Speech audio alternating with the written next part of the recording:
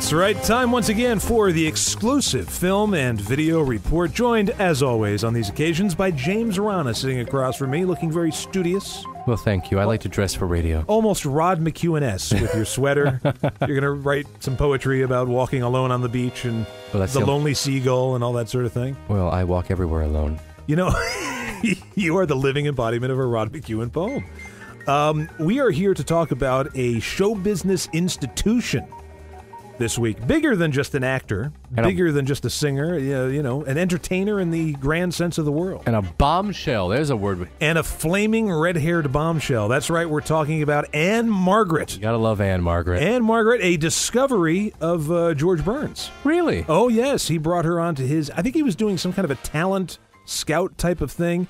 And I think he formally introduced her to his people in Hollywood. She did a big screen test.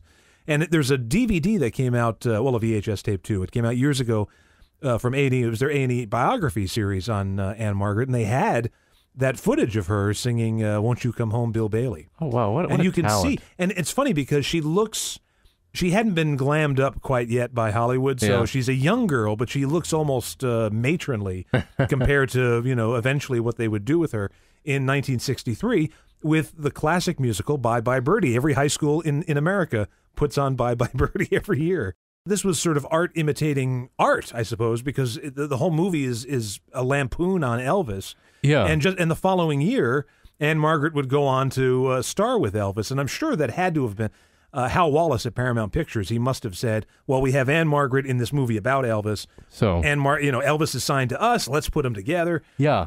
Maureen Stapleton, who of course played the mother, played Albert's mother, at the wrap party. In her memoir, she says that, everyone gets up, the director, everyone is praising the film, but most of all, Ann-Margret.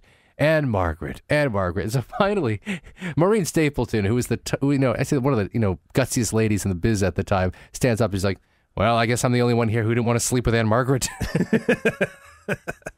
And of course, Ann-Margret goes on to great success in the next movie, Viva Las Vegas, after Bye Bye Birdie with Elvis Presley. That pairing is so popular that people assume that they made a bunch of movies together. Sort of like Chevy Chase and Goldie Hawn. People think that they made, several, 3 or 4 movies. They only made 2. Elvis and Ann-Margret only worked together once. But they became very good friends. In that they became very good friends. And I will say this, to Ann-Margret's credit, she has never opened up about the alleged romance. It's one of those things that people just assume is true now. Yeah. In Steve Martin's excellent autobiography, Born Standing Up, he talks about in the early 1970s when he was flat broke, and Ann-Margret and her husband hired him to open for her in Vegas when she was doing her act. Right. And he's like, it saved my life. And he says, one night I'm in my dressing room and I just see this flowing spirit walk by in white, and it's Elvis and his wife, Priscilla. and Priscilla. They came to, of course, see Ann-Margret, and he says Elvis ended up hanging out in his dressing room. He really liked Steve's sense of humor, and he's like, "Oh my God." Well, we were talking about this before, and you didn't know about this, that Elvis had this, what did he say, oblique sense of humor? Oblique, that's what he said. Right, and he liked Steve Martin. He loved Andy Kaufman. He thought Andy Kaufman's impersonation of him was great. And one of Elvis's favorite movies was Monty Python and the Holy Grail. I did not know He would this. quote it.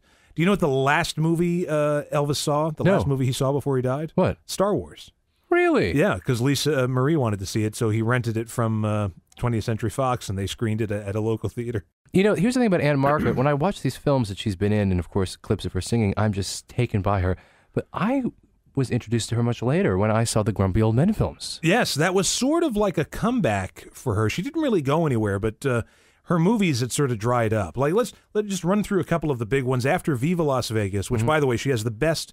The introduction in Bye Bye Birdie is great. Yeah. The intro scene in Viva Las Vegas, where it's just a close-up of her derriere. Are you kidding? Yes, it is right in front of the camera, and she's bringing her car to Elvis, who's a mechanic, and she says, there's something's wrong, the engine keeps whistling, and he looks at her and he's like, I don't blame it. Now, also Kitten with a Whip with John Forsythe. If you've never seen that movie, it was lampooned on Mystery Science Theater 3000. They had a lot of fun with that movie. She's sort of a weird psychopath beatnik, and she's sort of terrorizing him in his home. Hold on for a second. I'm trying to think here. Oh, Stagecoach, the remake of Stagecoach from 1966. The Swinger from 1966, which is a movie that is not out on DVD. Every once in a blue moon, it would show up on TCM, and that's famous for the body paint scene. Oh, okay. Which was clips, pictures from that were used in a Playboy issue. I have to talk about this movie, 1970. Right before Ann-Margret's sort of big acting break where people were like, oh, she really can act. Cece and Company with Joe Namath. Where he's a biker and she's a socialite. And they get together, and there is like a sex scene in that movie, which is pretty explicit for its day. And I bought it recently for like $1 on like one of those public domain DVD things at the dollar store. Yeah. And I put it on, and that scene was cut out. Oh, I'm sorry. I was, and I'd seen it years ago, and I thought, oh, now I finally own this thing. But I watched it for Namath, of course, my childhood hero. And then we get to Carnal Knowledge, 1971. You've got Jack Nicholson, Candice Bergen, Art Garfunkel, a young Carol Kane. That's directed by Mike Nichols, right? Yeah. And it is the movie that really establishes Ann-Margret as something more than just a pretty face, I suppose. Or she's so closely associated with this sort of robust 60s, swinging 60s go-go dancing. Yeah. And she would also have these TV specials, these variety specials. That's where the money is. Yeah. Ann-Margret singing with Tina Turner, both of them coming out and doing Proud Mary. And again, yes, she makes a few movies here and there in the 80s, 52 Pickup, I Ought to Be in Pictures. That's a Neil Simon, Neil Simon, right? And then Grumpy Old Men in 1993. Huge. Oh, wait a minute. Before that, she did Newsies, the Disney musical that was, wait a minute, this is interesting. Newsies was a Disney musical that was a huge flop. It was just absolutely... Starring Christian Bale. Christian Bale. And Ann-Margret was in the movie, and now that has a cult following. It does. That is enormous. So it's almost become like it's like the 90s Rocky Horror Picture Show. Turned into a big Broadway musical, right. Yeah. Grumpy Old Men, 1993, and that, the reteaming of Jack Lemmon and Walter Matthau. They're fighting over her the entire film. It's wonderful. It's wonderful. And then the sequel in 1995, Grumpier Old Men, where they throw Sophia Loren into the mix. Yeah. What did you think of that sequel? Not so much. No, it's not. I just, the original was great, and the outtakes were hysterical at the ending. But I mean, she was amazing. She was beautiful and amazing. And she was also in Any Given Sunday, the Oliver Stone movie. She was the wife of the guy who owned the football team. That's like 1999. Oh yeah.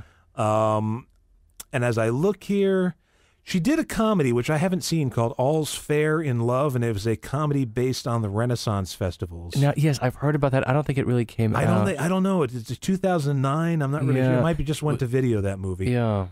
But, I just want to say one thing. We had, like, the blonde, the raven hair. But, I think she really made the idea that the redhead is the great temptress.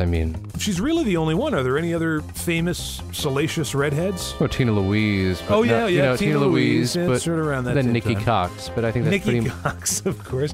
What about Janine Turner? Was she a redhead briefly? I don't think so. No? Might have. I should be stoned for bringing her up in comparison with Ann-Margret. Yes, how dare you. Ann-Margret. You can also see her version of A Streetcar Named Desire, the TV movie in 1984, which I think won an Emmy. And there you are, the exclusive film and video report.